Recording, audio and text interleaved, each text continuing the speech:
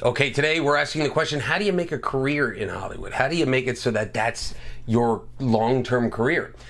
When I think those two words are extremely important, the words long-term, right? Long-term means that you're not just focusing on one project. And I think a lot of times, especially newer filmmakers, get focused on this is their Rocky almost. This is the one project they got to make that's going to change their lives.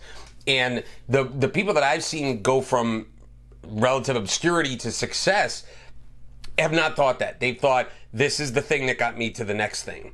When I've mentored, I guess I'd call them students, let's just call them filmmakers in the past, and told them, the path to a long-term career, when I was talking about their short film, it was the short film to then go on to the feature film, right? So it was like always the next step. I remember a horror filmmaker that did a film for like $40,000, and it was a really scary little film, and they credited me as helping them raise the money for that. They had read my book Bankroll, and they credited me with helping to raise the money for that film.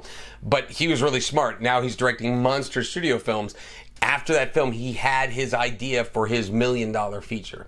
And it just turned out this one, that was the 50,000 and under feature, whatever the final budget was very good. And then the second one was really, really good. So then everybody caught notice. But in his mind, he had that path laid out. So the question is, what is your path? You want a career in Hollywood, you're a producer, you're a director, you're an actor, whatever that is, a writer. What is that path? So the thinking is, here's the project that I'm focusing on now, but in the back of your mind, here's the next progression of steps of the projects I want to do.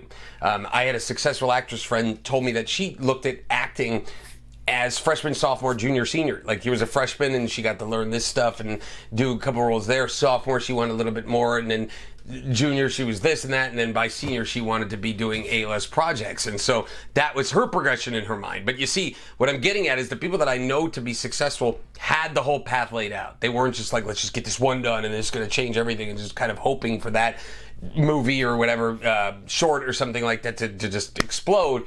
That's not it. The key is, if and when it doesn't, what is the next step? Or if it has a moderate success, which could be a thing, like people love it, you get good reviews or something like that. Well, what's after that? You have to keep thinking, what's next? What's next? What's next? So always have that question answered, what's next, so that you're looking at it as a whole progression. I want to be doing 3 films, 4 films a year, something like that, so that the long-term goal is in your mind, and that's how you make it a long-term career, instead of shooting for just the one thing, the one and done. That's the mistake. Think long-term.